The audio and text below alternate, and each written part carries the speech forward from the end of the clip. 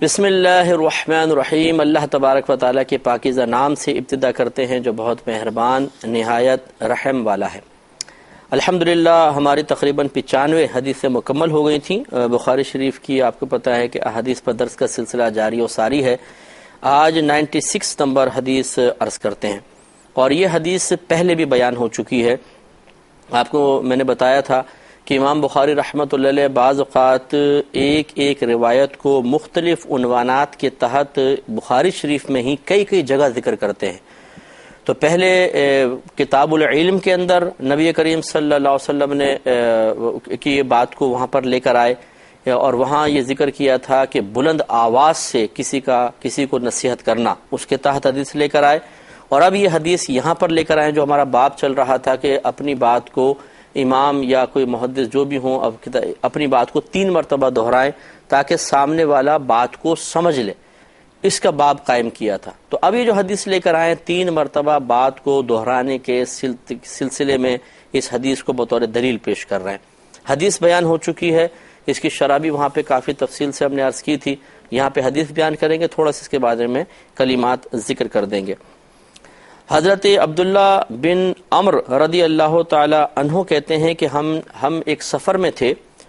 جس میں نبی کریم صلی اللہ علیہ وسلم ہم سے پیچھے رہ گئے تھے۔ آپ آہستہ سے تشریف لا رہے تھے، ہم ذرا تیزی سے آگے چلے گئے، پھر آپ ہم سے آ کر مل گئے۔ اس وقت ہم نماز میں تاخیر کر چکے تھے، یعنی عصر کی نماز تھی اور آخری ٹائم چل رہا تھا، نکلنے کا اندیشہ تھا کہ ایسا نہ ہو کہ نماز نکل جائے، تو جلدی وضو کر رہے تھے۔ وہ عصر کی نماز تھی اور ہم وضو کر رہے تھے، تو ہم اپنے پیروں پر مسح کرنے لگے۔ اب مسح کرنے سے مراد یہ نہیں تھا کہ پیروں کا مسح کر کے نماز پڑھ رہے تھے، یا اس کی 2 توجیحات ہو سکتی ہیں کہ یا تو ان لوگوں نے موزے پہن رکھے تھے، موزوں پہ مسح کرنے لگے تھے، لیکن کہہ رہے ہیں کہ ہم نے پیروں پہ مسح کیا۔ اور صحیح ویسے اس کی تشریح یہی ہے جو اکثر شارحین نے لکھی ہے کہ مسح کرنے کا مطلب یہ ہے کہ ہم نے پورے پاؤں تو دھو لیے تھے، لیکن پیچھے ایڑی پر صحیح طرح پاؤں بہایا نہیں تھا اور پانی بہایا نہیں تھا، تو وہاں پر کچھ جگہ سوکھی رہ گئی تھی، تو خالی سوکھی جگہ پہ گیلا ہاتھ پھیر لینا یہ مسح کہلاتا ہے، اور یہ دھونے کا فرض پورا نہیں کرتا ہے۔ اس طرح کی کیفیات ہو رہی تھی، اور نبی کریم صلی اللہ علیہ وسلم نے قریب آ کے ملاحظہ فرما لیا۔ تو پس نبی کریم صلی اللہ علیہ وسلم نے بلند آواز سے پکار کر 2 بار یا 3 بار فرمایا کہ ایڑیوں کے لیے آگ کا عذاب ہے، یعنی بے دھلی ایڑیوں کے لیے، جو ایڑیاں دھل نہ سکی، خشک ایڑیاں جو ہیں، ان کے لیے آگ کا عذاب ہے۔ گویا کہ نبی کریم صلی اللہ علیہ وسلم نے واضح فرمایا کہ اگر پورا پاؤں دھل بھی گیا، پاؤں کا ایک مختصر حصہ سوکھا رہ جائے یا اس کا مسح ہو جائے، تو چونکہ پورے پاؤں کا دھونا فرض ہے تو ترک فرض لازم آئے گا، اور جو وضو کا فرض ترک کر کے پھر نماز کے اندر جا کے کھڑا ہو جائے تو لازم سی بات ہے کہ مستحق عذاب نار ہوگا۔ لہٰذا نبی کریم صلی اللہ علیہ وسلم نے بلند آواز سے تنبیہ فرمائی۔ تو اس پر ہمارا کلام ہو چکا ہے۔ وہاں پر بلند آواز سے نصیحت کرنے کا باب تھا، اس کے تحت یہ حدیث آئی تھی۔ یہاں پر 3 بار بات دہرانے کا باب ہے، اس کے تحت حدیث آئی ہے۔ اگلی جو حدیث ہے یہ بھی پہلے کتاب العلم میں آ چکی ہے۔ امام بخاری نے لکھا کہ باب قائم کیا ہے کہ بابو تعلیم الرجل امتہ و اہلہ، کسی شخص کا اپنی کنیز کو اور اپنی زوجہ کو تعلیم دینا۔ اس میں حضرت ابو بردہ رضی اللہ تعالی عنہ اپنے والد سے روایت کرتے ہیں کہ نبی کریم صلی اللہ علیہ وسلم نے ارشاد فرمایا کہ 3 قسم کے لوگ ایسے ہیں کہ جن کے لیے 2 اجر ہیں۔ پہلا وہ اہل کتاب جو اپنے نبی پر ایمان لایا اور پھر سیدنا محمد صلی اللہ علیہ وسلم پر ایمان لایا، یعنی مجھ پر ایمان لایا۔ دوسرا وہ غلام، مملوک غلام، کہ جس نے اللہ تعالیٰ کا حق ادا کیا اور پھر اپنے مالکوں کا بھی حق ادا کیا، یعنی اللہ کے حقوق بھی پورے کیے، اپنے مالکوں کے حقوق پورے کیے، اس کے لیے بھی دوہرا اجر ہے۔ اور تیسرا فرمایا کہ وہ شخص جس کے پاس ایک کنیز تھی، پھر اس نے اس کو ادب سکھایا تو بہترین ادب سکھایا، اور اس کو تعلیم دی تو اچھی تعلیم دی، پھر اس کو آزاد کر دیا، پھر اس سے نکاح کر لیا، تو اس کو بھی 2 اجر ملیں گے۔ پہلے یہاں تک دیکھ لیتے ہیں، یہ حدیث پہلے بیان ہو چکی ہے، اور اس پہ یہ تبصرہ ہو چکا ہے کہ نبی کریم صلی اللہ علیہ وسلم کا یہ فرمان کہ جو اپنے نبی پر بھی ایمان لایا پھر مجھ پر ایمان لایا، اس کے لیے 2 اجر ہیں۔ تو یہ مختلف ہی مسئلہ رہا ہے کہ یہاں پر جو سرکار نے یعنی جو کسی نبی پر ایمان لائیں وہ اہل کتاب کہلاتے ہیں، تو اہل کتاب سے کون سے والے اہل کتاب مراد ہیں؟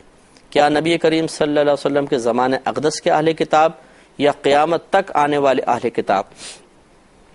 تو دیکھیے صحیح تحقیقی بات یہی ہے، اگرچہ دونوں طرف بہت بڑے بڑے علماء ہیں، لیکن صحیح اور تحقیقی بات جیسے کہ علامہ بدر الدین عینی صاحب رحمۃ اللہ علیہ نے بھی تحقیق کر کے یہ ثابت فرمایا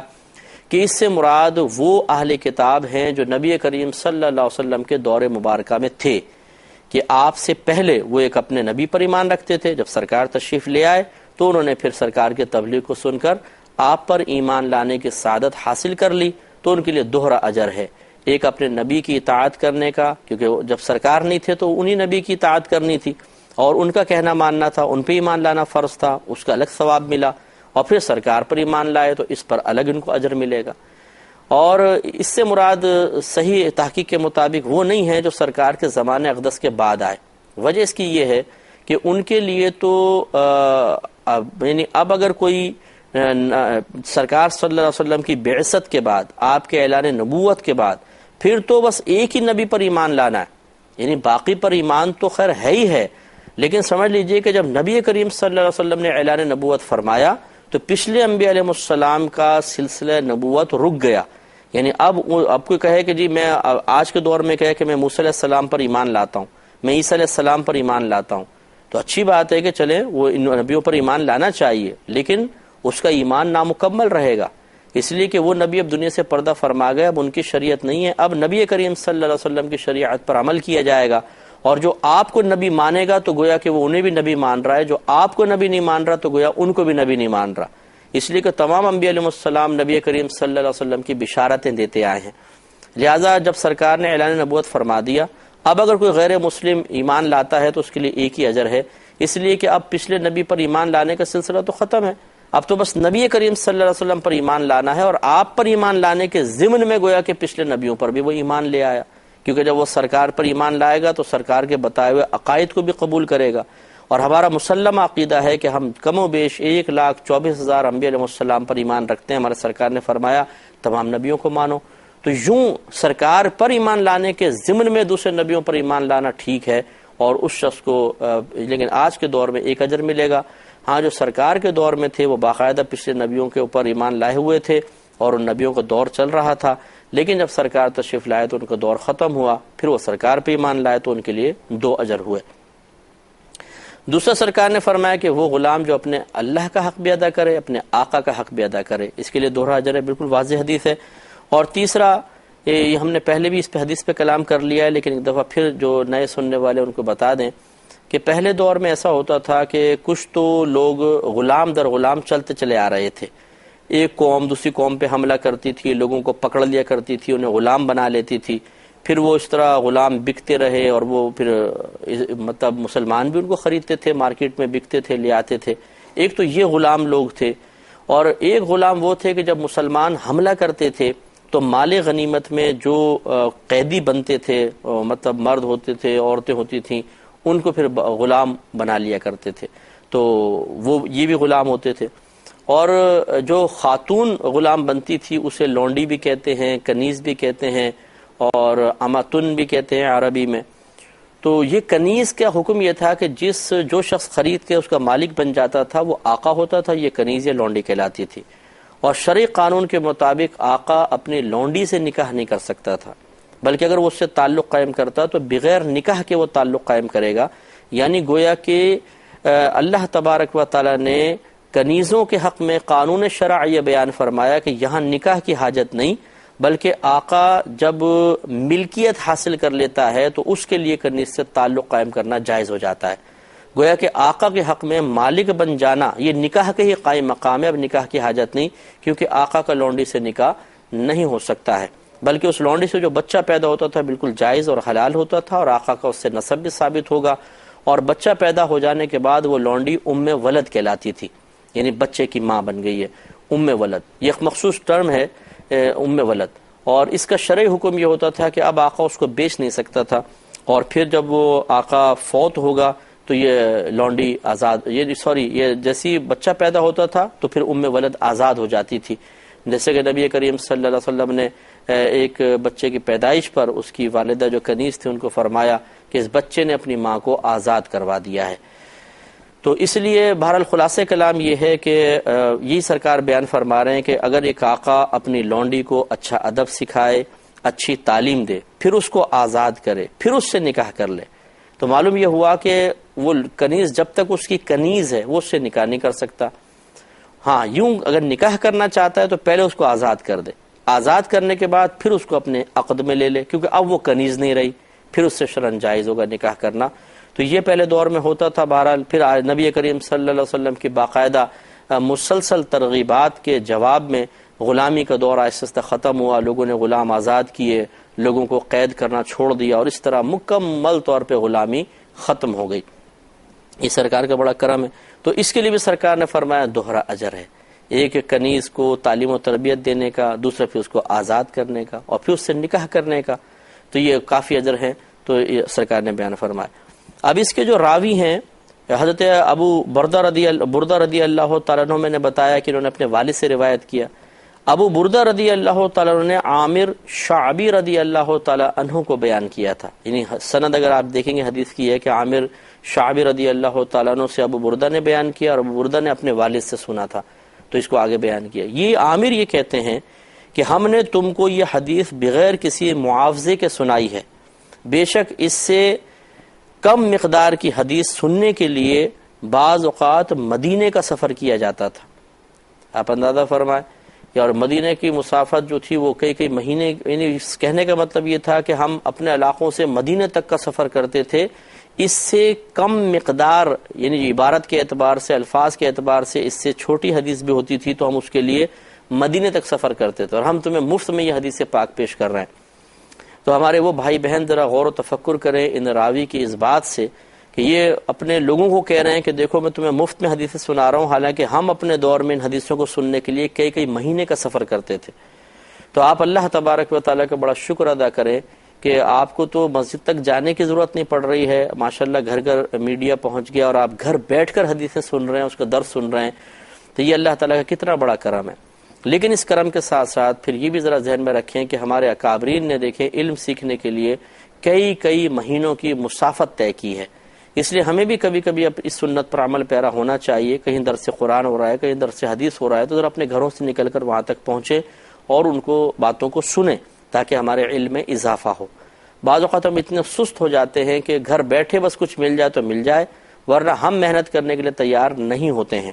اس کا نتیجہ یہ نکلتا ہے کہ گھر بیٹھ کر جس ٹائم میں کوئی چیز آ رہی ہے اسی کو دیکھیں گے نا، تو پھر ہمیں جتنا حاصل ہو گیا، باقی سیکھنے کا جذبہ ختم ہو جاتا ہے، اور دین کے لیے مشقت اٹھانے کی اور تکلیف سہنے کی ہمیں عادت نہیں ہوتی ہے۔ لہذا دین کو بے یار و مددگار چھوڑنے کا موقع ملے تو 2 منٹ میں چھوڑ دیتے ہیں۔ دنیا کے لیے بڑی محنت کرتے ہیں ہم، دنیا کے لیے وقت پہ نکالتے ہیں، دنیا کے لیے مشقت برداشت کرتے ہیں، بلکہ بعض وقت پیسے دے کر ہم کئی گھنٹے اپنے صرف کر لیتے ہیں، لیکن دین سیکھنے کے لیے تھوڑی سی سستی پیدا ہوتی ہے۔ تو بہرحال آپ کو اگر اللہ نے سعادت عطا فرمائی ہے، آپ گھر بیٹھ کر درس بخاری سماعت فرما رہے ہیں، بہت بڑی بات ہے، لیکن اپنا یہ بھی ذہن بنا کے رکھیں کہ کبھی آپ کو مزید علم سیکھنے کا موقع ملے تو اس کے لیے ہم سفر بھی کریں گے، جائیں گے بھی، اور جا کر بھی سیکھیں گے۔ اس میں برکت اور بھی زیادہ ہوتی ہے کہ انسان جب تکلف اٹھاتا ہے تو پھر قدر بھی کرتا ہے اور چیز اس کے زیادہ ذہن کے اندر رہتی ہے۔ اگلی حدیث کی طرف آتے ہیں۔ اس میں امام بخاری رحمۃ اللہ علیہ نے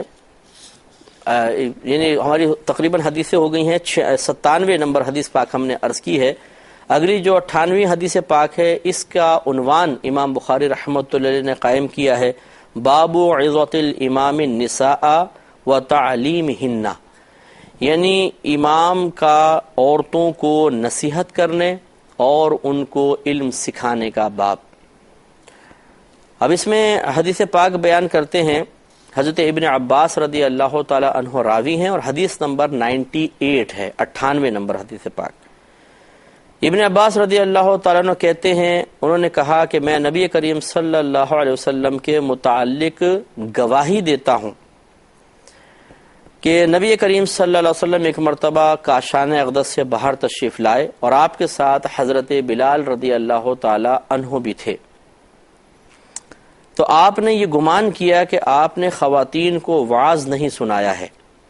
یہ اصل میں عید کا موقع تھا، سرکار مردوں کے سامنے وعظ فرما رہے تھے، اور مجمع چونکہ کثیر ہوتا تھا تو سرکار جب فارغ ہو کے نکلے تو ایک طرف کچھ عورتیں